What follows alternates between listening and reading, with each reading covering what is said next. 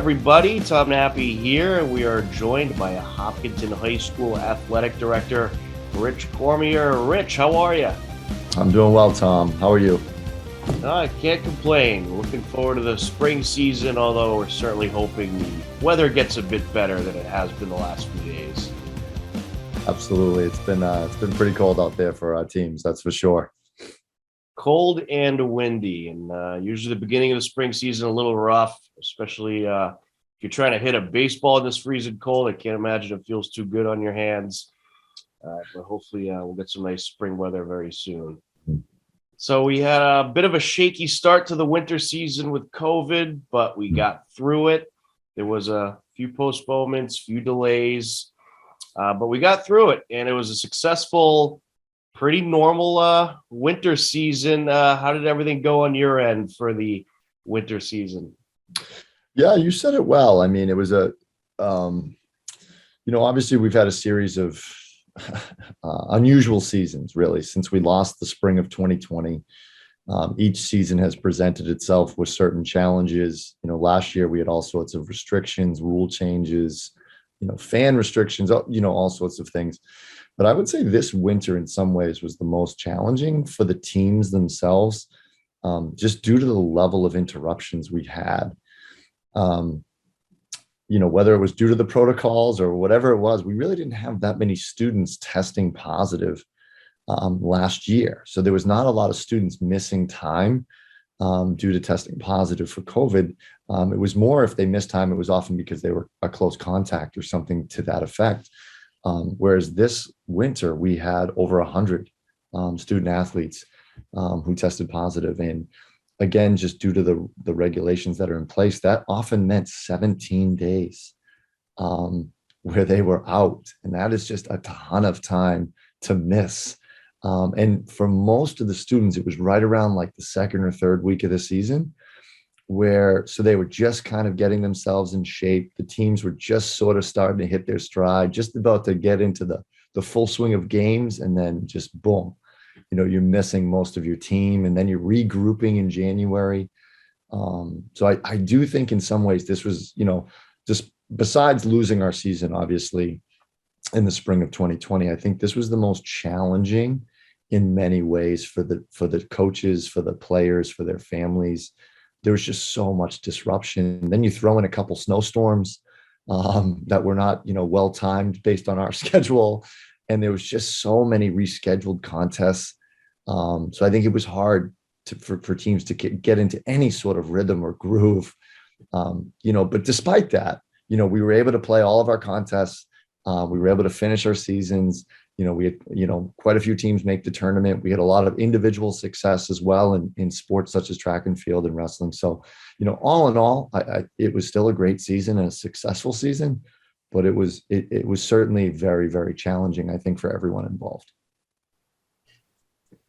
Yeah, there were certainly a lot of successful runs in that winter season.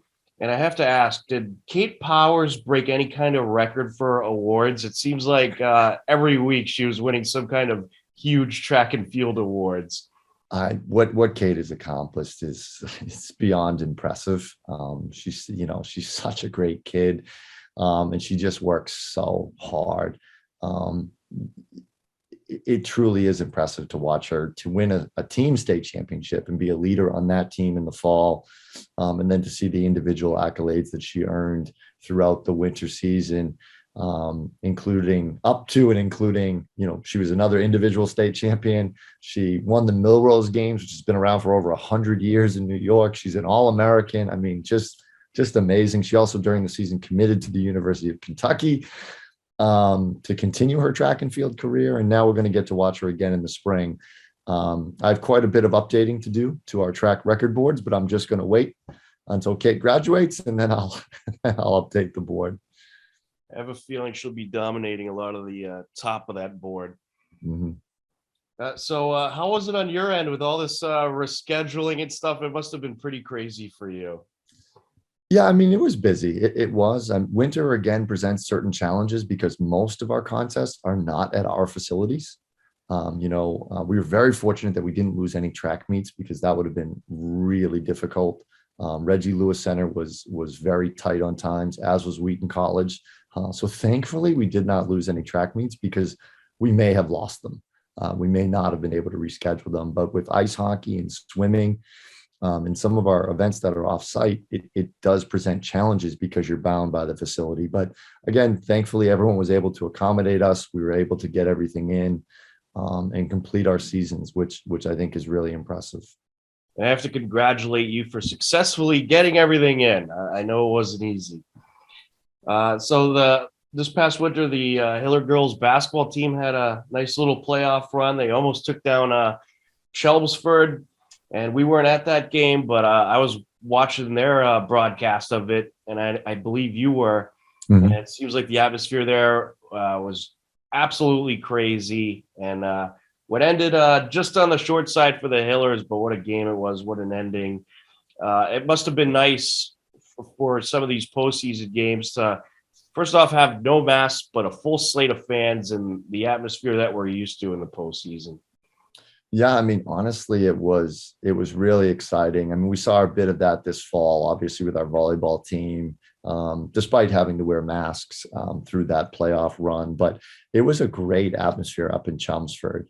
I was really impressed by how many of our students made the trip up to Chelmsford. Chelmsford had a great student section. They really did.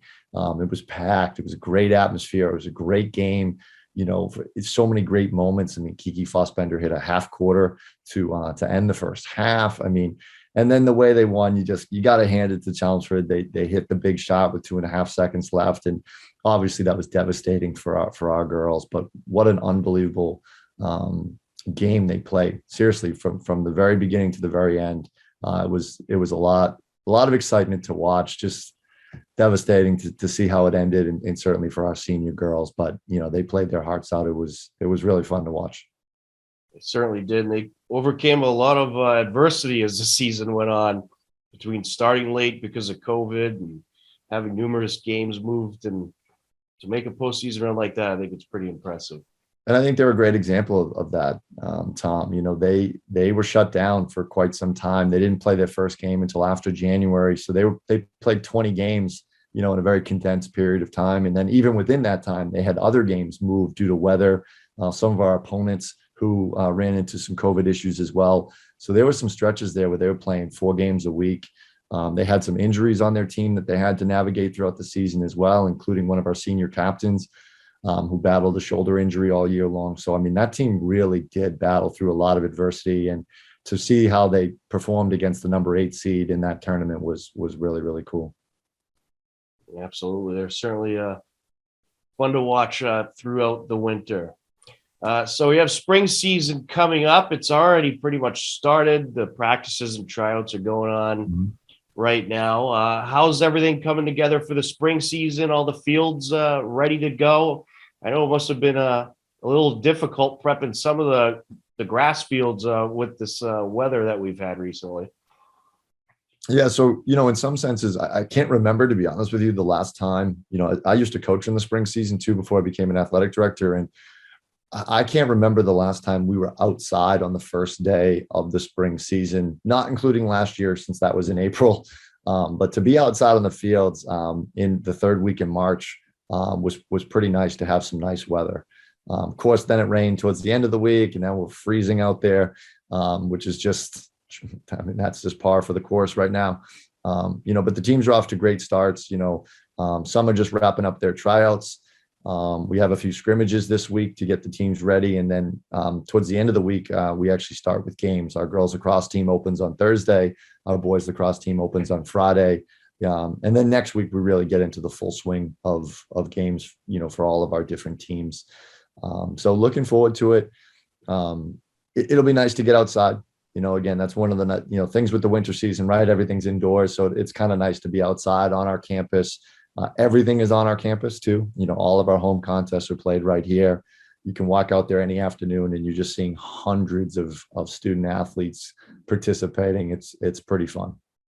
Well, last year at this time, we were getting ready for the fall 2 season that they threw in there with football and some of the sports they usually play in the fall. Right. Oh yeah. And just fingers crossed we don't run into like another Mother's Day snowstorm or April Fool's snowstorm or any of those things that have happened in the past. And, we can deal with the cold weather as long as we can keep getting outside. Absolutely. So hopefully it'll be a pretty normal spring season as well. So we've had a couple chances now to see the state playoff format that the MIAA has implemented. Mm-hmm. I've liked the format. I think it's a lot more even with some of the sectionals. I mean, before you had in hockey, for example, Hopkinton in the South with probably 22, 23 other teams. And then you had the Central with 6, 8 teams. So I like the fact that it's more even. What are your thoughts about the state playoff format? And how's it worked out for you, the couple of instances that you've had teams that you've had to work with in the postseason?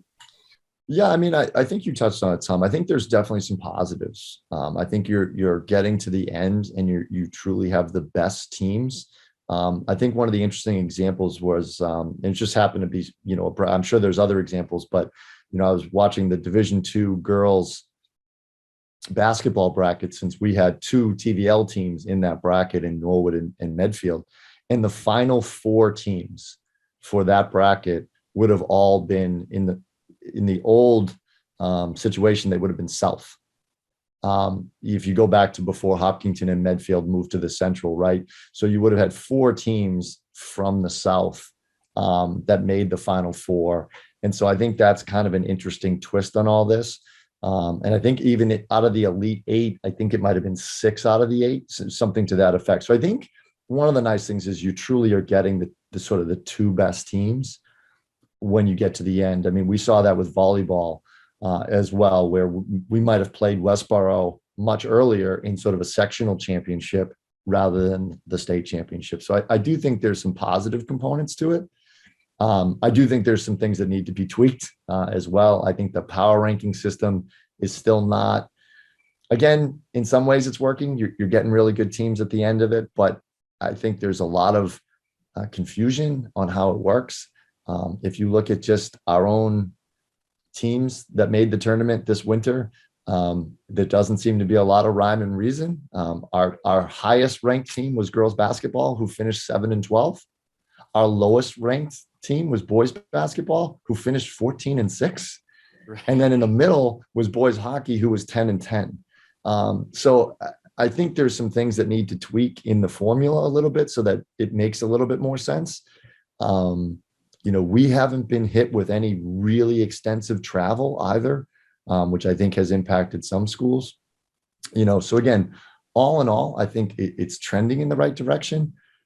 Personally, I didn't love the idea. I like the old format. I think there's something to those sectional rivalries and those sectional championships, but I think there has been some positives to it as well. So I think with a little bit more tweaking, it could be really, really good for the entire state. But again, I'd be curious how some people feel. There has not been a lot of representation from Central and Western Massachusetts, for example. So I'd be curious how they feel about it. But excuse me, I think all in all, you're seeing some great games down the end of these tournaments, and in the Elite Eights, the Final Fours, and the championship games. You're seeing some really excellent competitions. So I think it is working out. And I'll be interested for the spring and how that impacts our spring teams. I'll just use 2 examples off the top, but our boys and girls lacrosse teams, have traditionally been pretty successful, but either in the first or second game, we're playing, a really, really tough team that now maybe we won't play until later on in the tournament process, because depending on how we finish in the rankings, we may not see them until later on in the state tournament. So, I think it could benefit some of our teams because the South is so tough. It's really tough in baseball and softball. It's really tough in tennis. And then our lacrosse isn't South. Lacrosse used to do it a little bit differently, but our lacrosse sections were really difficult too. So it'll be interesting to see now that it's, not done by sections, where we fall and how that pans out. Yeah, I have to agree. The South is tough, probably the toughest of the majority of sports, really. Now, more about the numbers of possible players, students than I do. But were you surprised at all that Hopkinton was in Division I for some of these sports? Because it seemed like there was a lot of other Division I schools that are significantly bigger than Hopkinton. Yeah, so I get a lot of those questions, understandably, mostly from families, because they just don't quite know how the alignments work, and I guess why would they? I don't know why you'd really look into it that much. I don't know how they work. Yeah, so it's it was a little unfortunately, they have to like draw the line somewhere, right? Like someone's going to be at the bottom of each division in terms of enrollment. And unfortunately, in the case of boys and girls basketball, that's where we fell. We were at the very, very bottom, excuse me, in Division I, where we were closer to Division II. I believe we were actually only 8 students away from being in Division II versus, thousands of students away from the largest school in Division I. So it's, again, if I don't believe we belong there necessarily, but based on the system that's in place, that's where we fell. What I think some people don't realize is there's a lot of multipliers involved. We don't receive a multiplier in Hopkinton, so we just fall where we fall. But other schools, there are urban multipliers, which is actually a negative multiplier. Excuse me. So you take your enrollment and you actually decrease it. Vocational schools actually have a negative multiplier as well, because vocational schools are often very large, but they get a negative multiplier because the rationale, anyway, I don't know how true it is, but the rationale is that a lot of the students that attend a technical school are not necessarily engaged in athletics.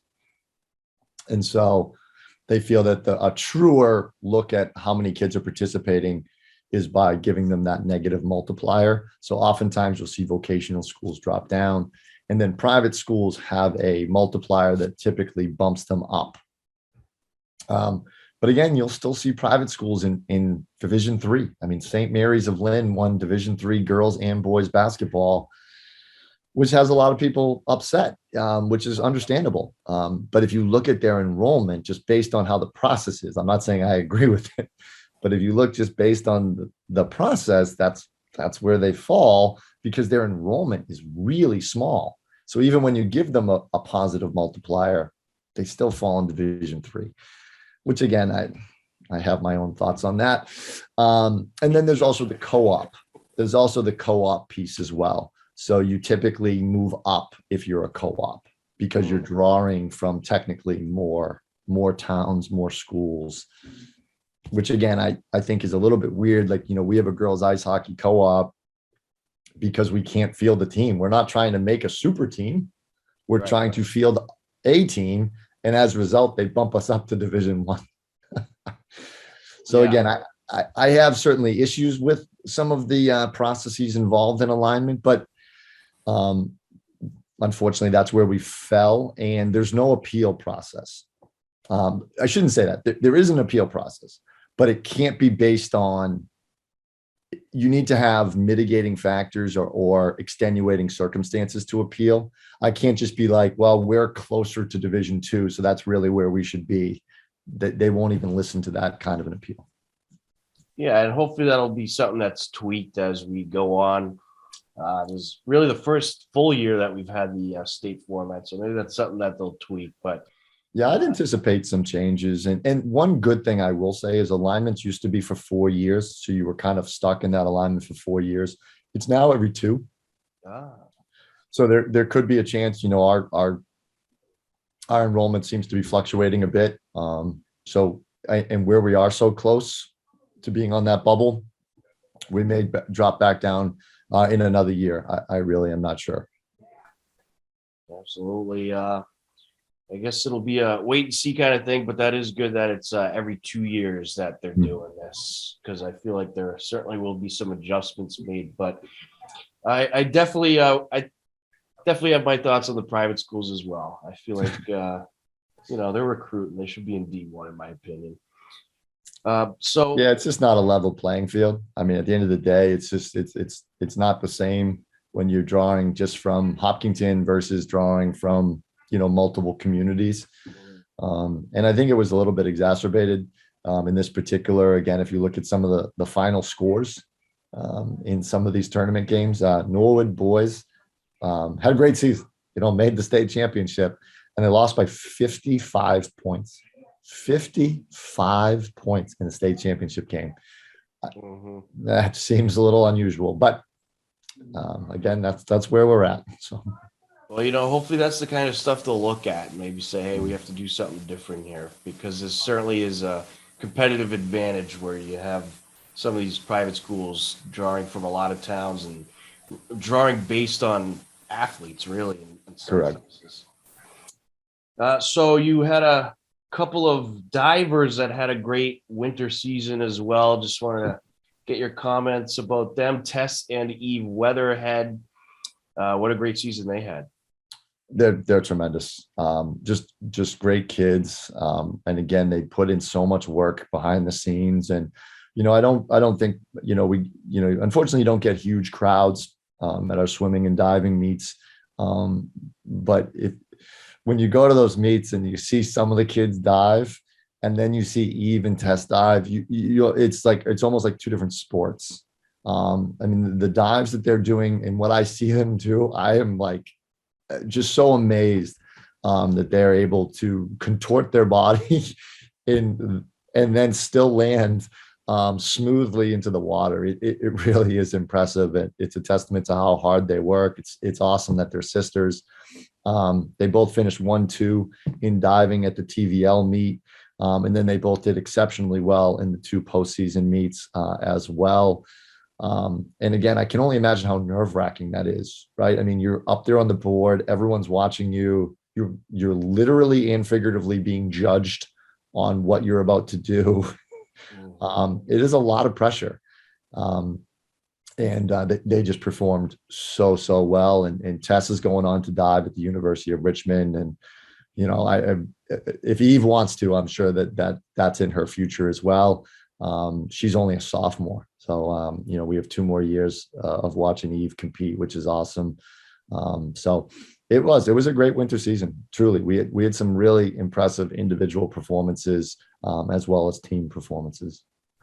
Absolutely. And speaking of impressive individual performances, your Hillers of the Month were Morgan Frazier and Justin Sokol. And Justin won a wrestling state championship. Could you talk about Morgan and Justin? Yeah, absolutely. So Justin really came on strong at the end of the season. He had a good season, and then he really took off towards the end of the year for us at the sectional meet, then at the state meet, the all-state meet, and then I believe he was only the 6th Hiller ever to compete at New England's, where he was able to win 1 match there as well. He was a finalist, coming in 2nd place.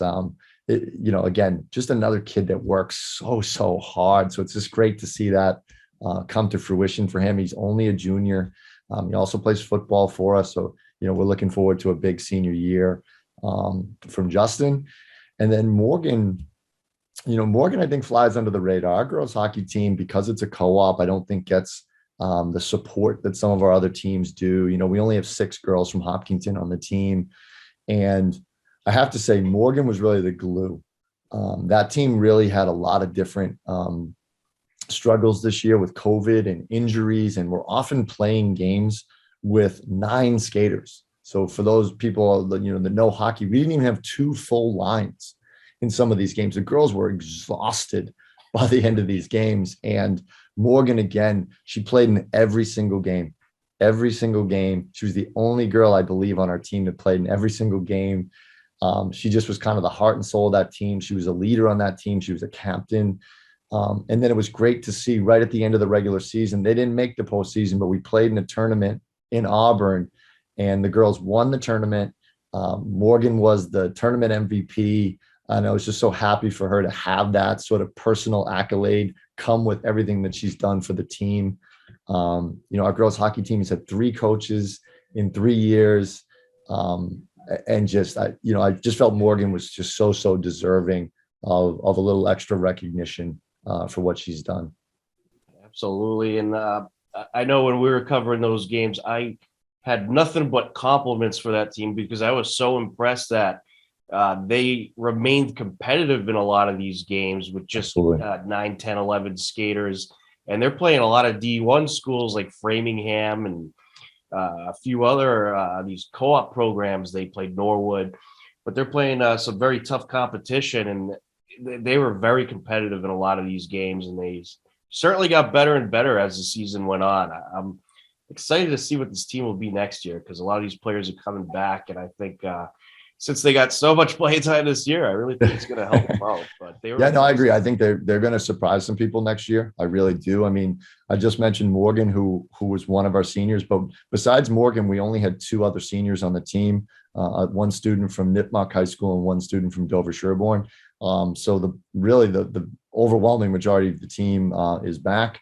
And I think we're also starting to see a little bit more interest at the younger levels. So from what I'm being told, I know we have some freshmen coming in, that are pretty good players. So I do think we might start to surprise some people in the coming years. And next year we have a very strong senior group for girls hockey. So I'm excited for them. I think it's going to be a really positive experience. Absolutely. Well, our first regular season game of the spring is this Friday. Boys lacrosse, turf field all ready to go. Oh yeah, so turf's easy. Turf's ready to go. Some of our other fields still need some work, and it's hard to work on fields because they're literally frozen right now. Like you cannot do much to a baseball or softball field right now, which is unfortunate. But lacrosse will be ready to go. Yeah, our girls travel to Westwood on Thursday, and then our home opener is the boys on Friday, which will be exciting to be. It'll be our first March spring game since 2019. So that'll be pretty cool.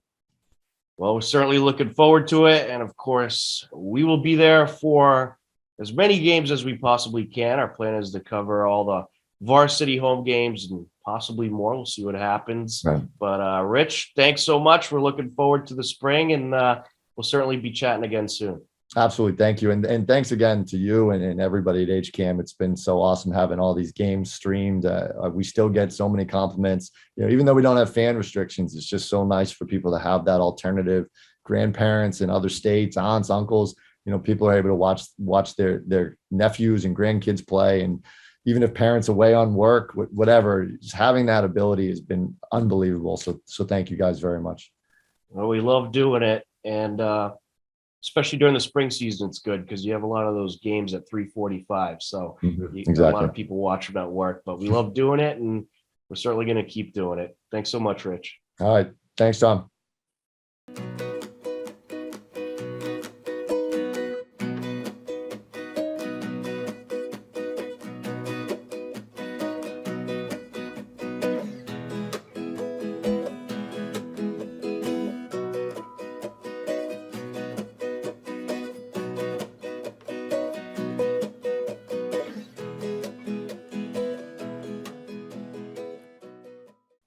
Hello, everybody, and welcome in to this segment of HCAM Sports Talk. I'm Tom Nappy, and joining us, we have the usual suspects, Andy Barron from MyFm 101.3 and Jared Keene from Metrowest Daily News. Guys, how are you? Good, Tom. How are you? Hey, Jared. Good, Tom. What's going on, guys? Doing great. Spring season coming up, and it actually technically already started, really. But we'll have our first HCAM game coming up Friday, April 1st, boys lacrosse action. So you can catch that live on HCAM at 4 p.m. game. I forget off the top of my head who they're playing right now, but we'll have our first game. So looking forward to that.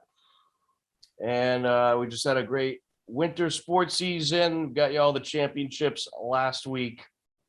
It was certainly a success. And Jared, I have to say you did a good story on even Tess Weatherhead from Hopkinton. That wasn't me. That was I think that was Lenny Migliola, actually. Oh, you did another one. You did. I did the stuff on Cape Powers. Oh, that's what I meant. Yes. Yeah. Great story on Cape Powers. Thank you. I appreciate that. And I was told by the Hillers AD, Rich, which we interviewed earlier on the show, that he's not going to put up all the awards yet or change the track records on the wall because he expects her to probably break more during the spring. So he's just going to wait. She seems pretty motivated to have a pretty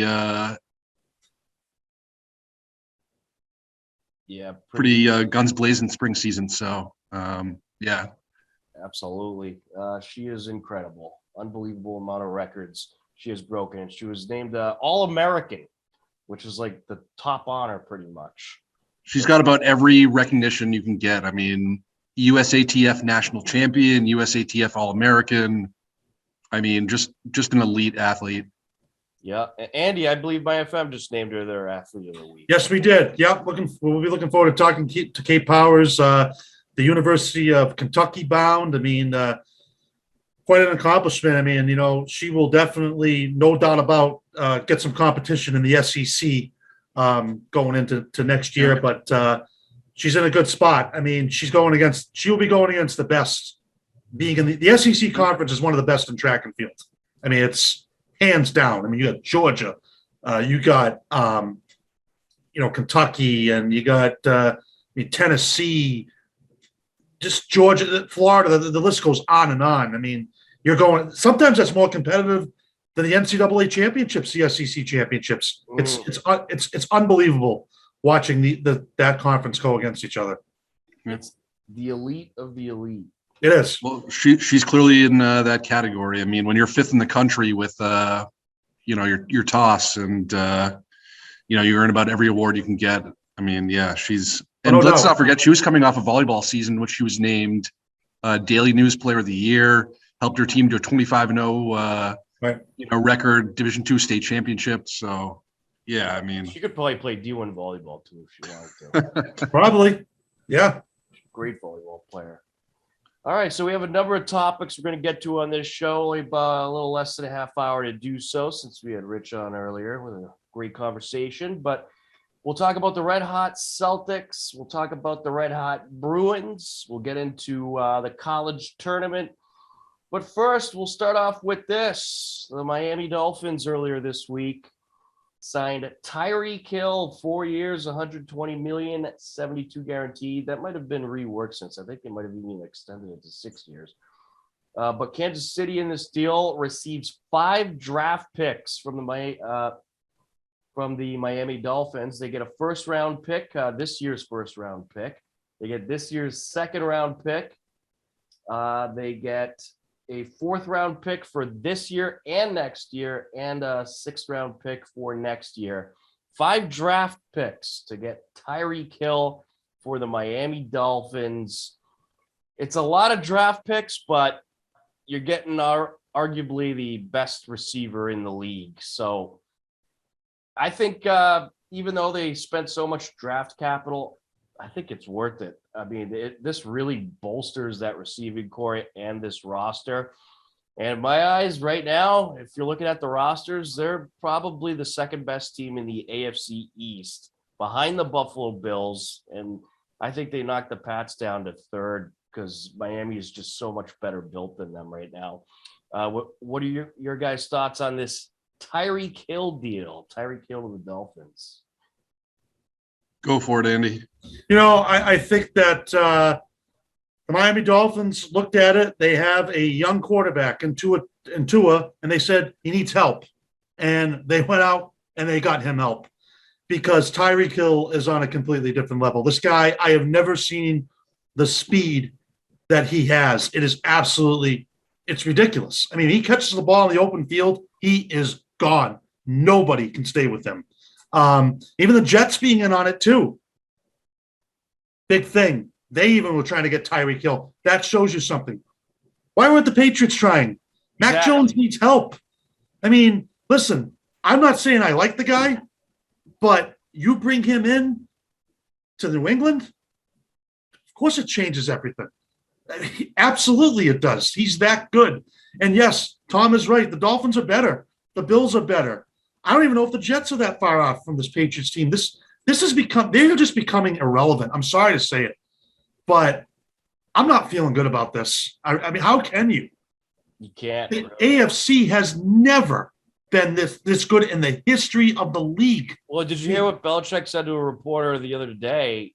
They asked him if he was going to, bring anyone in this year, any known names or stars, and he pretty much said we spent a lot of money last year.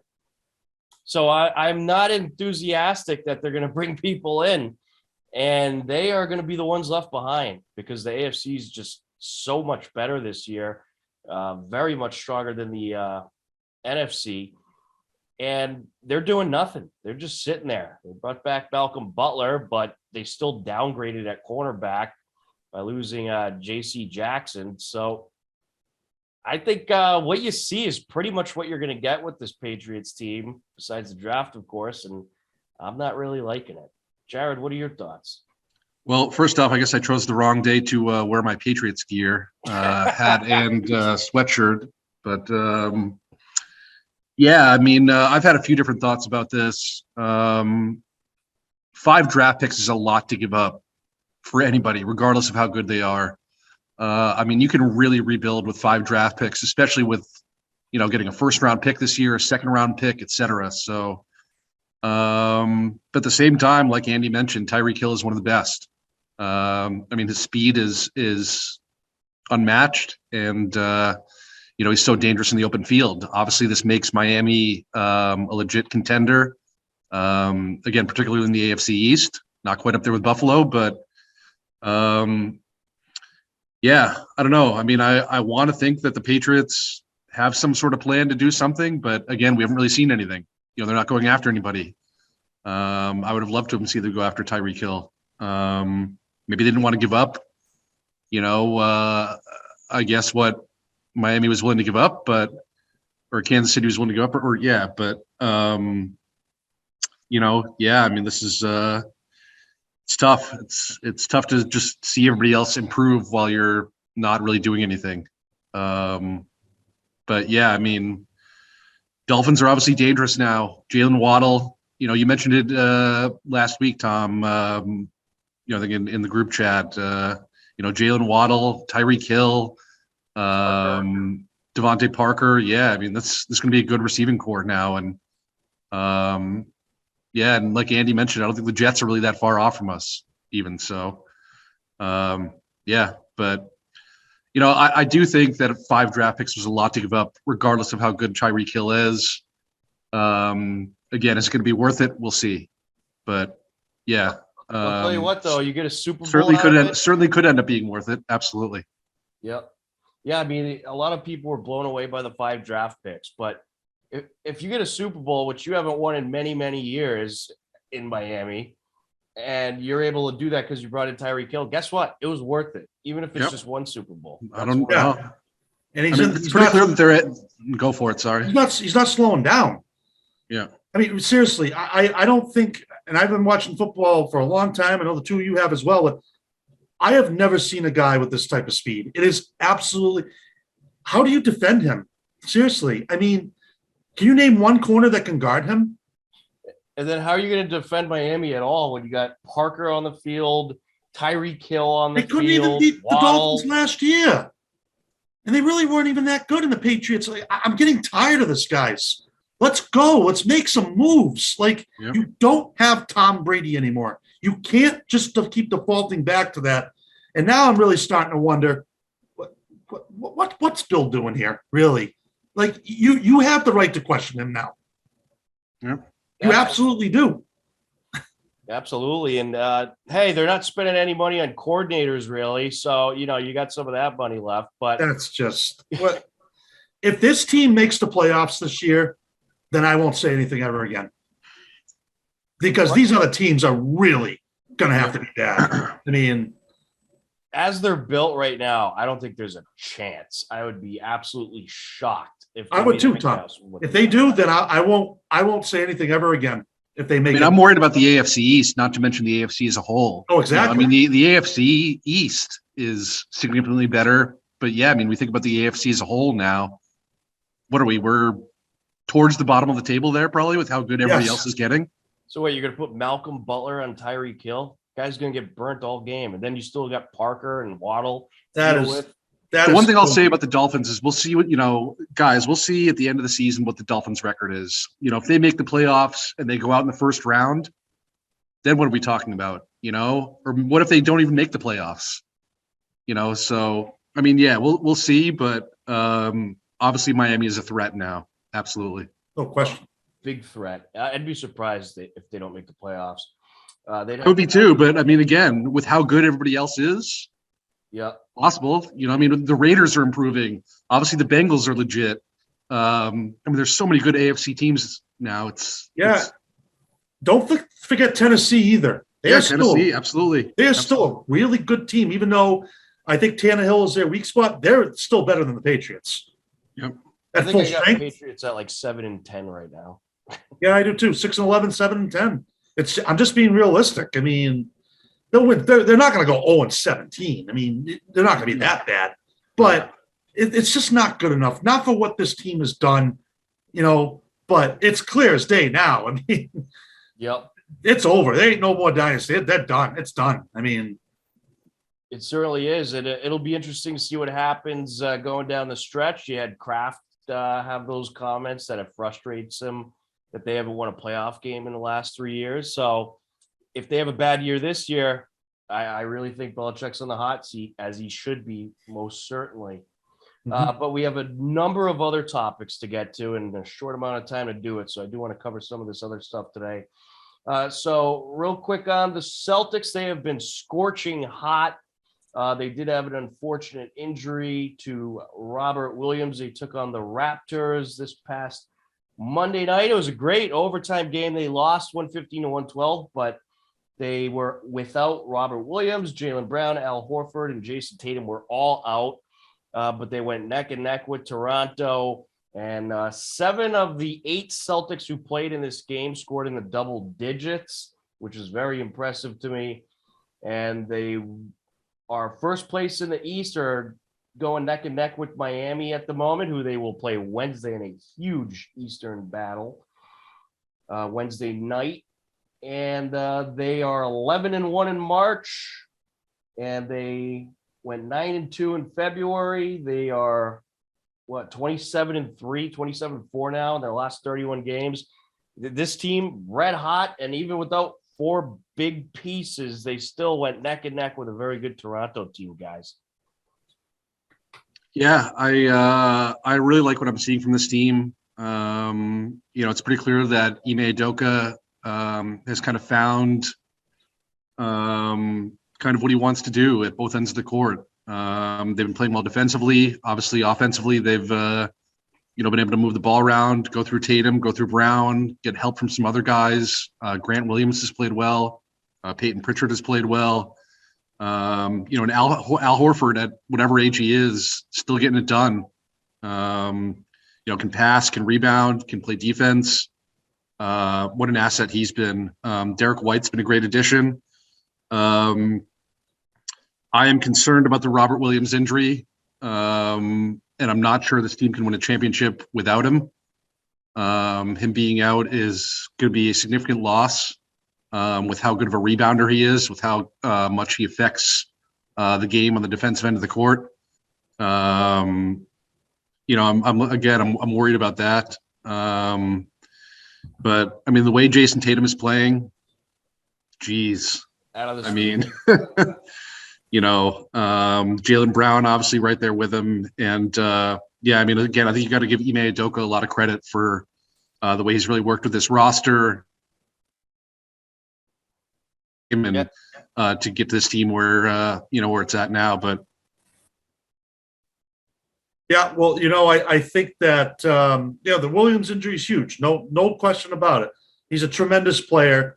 But I think one of the things that's getting a little bit that's not getting said enough is Jason Tatum and Jaylen Brown are better than they were a couple of years ago. Now, if this had happened a couple of years ago, I still wouldn't be so sure about this, but I just feel that with the way they're playing, this team is still in the mix. Sure, it hurts, but if you lose Tatum or Brown, that's a different story. I mean, then I think you're completely toast. I'm not saying that, Robert Williams' loss isn't going to hurt, because it is, but you can plug in Daniel Tice, Grant Williams, maybe even Ned Smith a little bit as well. It certainly is not ideal, but I still think this team is playing good enough that they can still make a run. Listen, every team's going through something as well. Every team has a problem or has an injury they have to overcome. But if you lose one of those two guys, well, then you're really screwed. But I still think they're going to be in the mix, no doubt about it. They're playing too good. Last night they could have easily just folded. They almost won that game, and you have to be encouraged. Yes, I was very encouraged. Having 4 key guys out, and you still went neck and neck with Toronto, who's a playoff caliber team. Took it into overtime and almost won. As long as they keep playing like this, I think anything's possible with this team. And of course, as long as you don't have any big injuries as well. Yeah. We had one, and Williams is out for the season likely. Yeah. And they're good. And he's still a young guy too. Don't rush him back. This is a centerpiece of your team. The Celtics team is still going to be in the mix for the next 4 to 5 years. They're good enough, guys. Let's just say they are good enough to compete for a title. You don't want to injure this guy any further. It'd be great if he can come back, but if he can't, just bring him back next year. It's not worth screwing up that knee even more. Absolutely. All right, we're going to move right along to March Madness. We know who's in the Final Four. Just a quick recap on the Elite Eight. 15th-seeded St. Peter's, their tremendous tournament run comes to an end as they fall 69-49 to North Carolina. And then you had Kansas defeat Miami 76-50. Miami, an impressive, unexpected run. Villanova took down Michigan, second seed over 11th seed Michigan, 63-55. And then you had Duke defeating Texas Tech 78-73. So your Final Four is going to be Duke and North Carolina meeting up for the first time in tournament history. And Coach K's last year, unbelievable to think that's the first time in tournament history they're meeting up. And then you have Villanova and Kansas. And just some quick notes on this Duke North Carolina game, which is going to be heavily anticipated, probably a very watched game. It's the 21st Final Four appearance for UNC. North Carolina led by first-year head coach Hubert Davis. NC beat Duke 94-81 back on March 5th, and Duke's final home game of this season kind of spoiled the ceremony for Coach Krzyzewski. And as far as Coach Krzyzewski, look at these stats. 1,200 career wins, 100 career tournament victories. And Coach K recently passed UCLA legend John Wooden for Final Four appearances with 13, the most by any coach. So Coach K now has the most appearances in the Final Four. And he has led Duke to 5 national championships with a chance to lead him to number 6. Guys, I can't wait for this Final Four, and I can't wait for this Duke North Carolina matchup. Patriots reach agreement with safety Jabril Peppers on a 1-year deal. A little breaking news. Interesting. Not bad. To start. To start. Yeah, I agree. Finally, they signed somebody. But Andy, what are your thoughts? Duke North Carolina. I think this is going to be just a classic. Should be. Yeah. I mean, you got to throw everything out the window. There's so much history between these two teams. They're always going to be close games. I think this one will be too, but I'm going with Duke. I just think that they're a little bit better, even though North Carolina has had a very impressive season. They really dominated St. Peter's from start to finish. They just completely overmatched them. I thought Arkansas gave Duke a good game, but I just like Duke right now. It just kind of seems destined that they're going to go all the way. But this would not be good though if Duke does lose this game. Oh, that's a really bad way to go out. You'd hate to see it. You'd absolutely hate to see it. Really, lose to North Carolina. Yeah. Your arch rival. I mean, I think the winner of this game I think they win the tournament. I think Duke's this year's destiny Seems like it. I think he's going to go out on top. I could just see it happening now. Yeah. I'm going with Duke in this one, although I do think it's going to be very close. Jared, thoughts on Duke, North Carolina? Who are you going with? Well, first off, this is something I've been waiting for a long time. Again, as you guys know, I'm a huge UNC fan. I have been for over 20 years. So come Saturday at 8:50 p.m., I really hope nobody tries to contact me. Because yeah, I mean, this is about as intense as it gets. I'm very excited. Obviously, UNC has been playing really good ball. We played really, really well defensively against St. Peter's, and really getting good contributions all around on the offensive end between Caleb Love, Brady Manick. Armando Bacot had 20 and 22 the other day. The guy's just a beast. I am a little concerned about the way Duke has been playing. Duke is playing obviously really good ball, and that's not something I want to see, but I think it's going to be electric. I think the atmosphere is going to be unlike any other. And you'd really, really hate to see Duke lose. It's hard for me not to I think I got to take UNC here as a huge UNC fan. I can't take Duke as well as Duke is playing. The one thing I will say is I think either one of these teams would lose to Kansas. Kansas is an elite team right now, and they're playing really, really well. I think Kansas would be a tough matchup for Duke and for UNC. So Kansas going the whole way? I think if Kansas gets past Villanova, which I think they will, because Villanova's got a couple of bad injuries right now. I think Kansas could beat UNC or Duke for sure. Again, we'll see what happens. Maybe it is Duke's year. If it is, credit to Coach K. But yeah, I'm excited. I'm going to be nervous about this game all week, and yeah, again, it's just going to be electric. But UNC is playing really good ball right now. I'd love to see it. And, I just hope we bring it when we really need to bring it on Saturday. Yeah, absolutely. And I am writing down our picks here. So let's pick the other game. Villanova, Kansas. I'm going Kansas. I'm going Duke for the national championship. Jared, you're going Kansas? I am definitely going Kansas. Kansas can really play.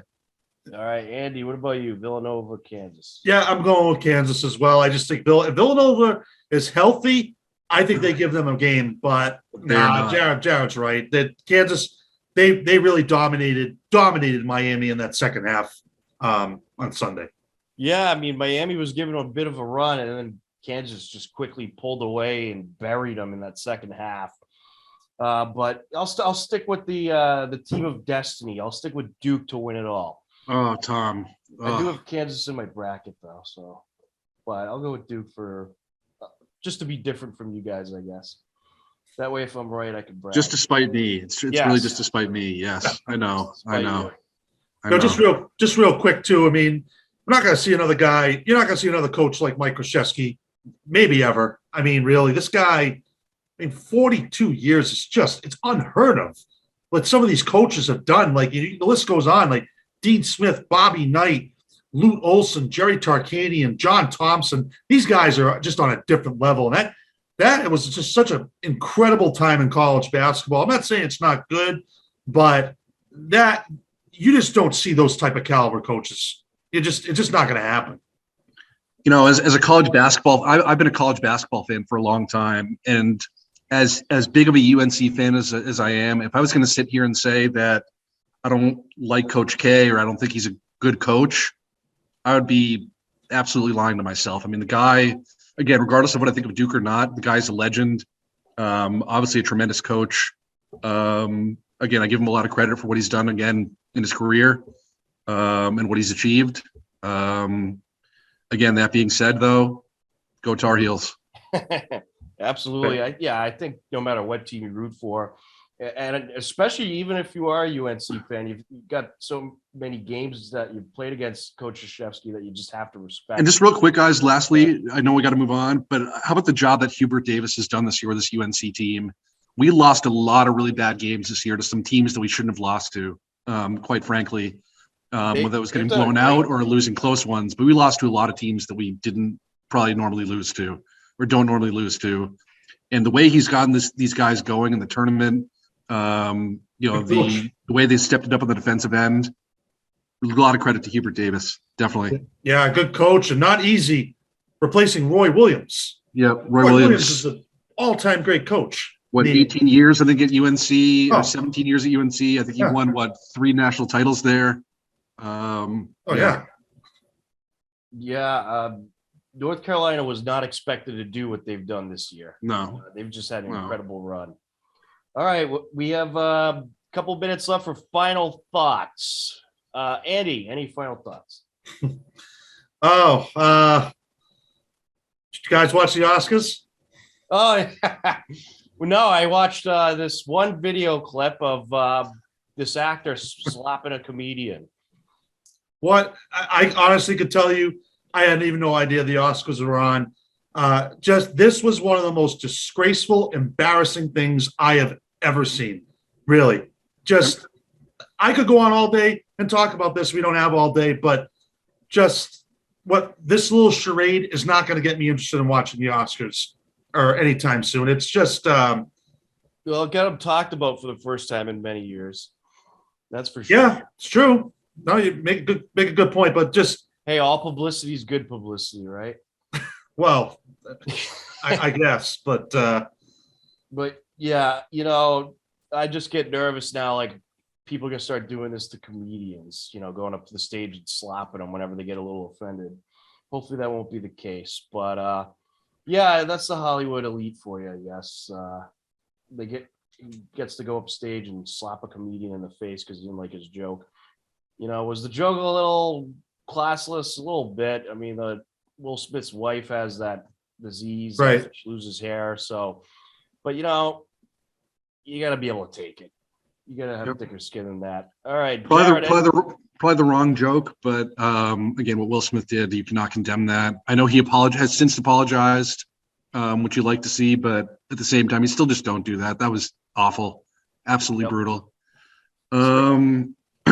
Yeah, just excited to jump into the winter season or the spring season here. I love covering lacrosse, softball, etc. So hopefully we get some good weather coming here. Yeah, just looking forward to it. And Bruins are playing some good puck right now too. We didn't really mention, but can hopefully see them keep it up on the ice and go from there.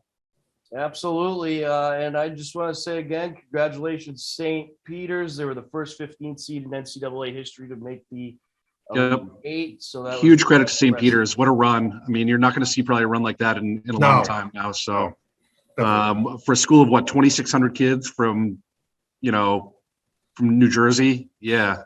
Unbelievable. Credit to Shaheen Holloway. I think he's going to be named the new coach at Seton Hall, which is his alma mater. Yeah. Which I think you could see coming, but yeah, what a run they had. But yeah, obviously we played pretty well against them, so I was happy about that. Absolutely. You defeated third seed Purdue, second seed Kentucky, ended Murray State's 21-game win streak. So quite a lot of record breaking there. Looks like the NFL also, guys, approved a new kind of OT rules tweak where both teams get a possession and stuff. Right. So. We'll have to get our thoughts about that in next time because we are out of time. But for Andy Barron, Jared Keene, I'm Tom Nappy. Thanks for tuning in to HCAM Sports Talk.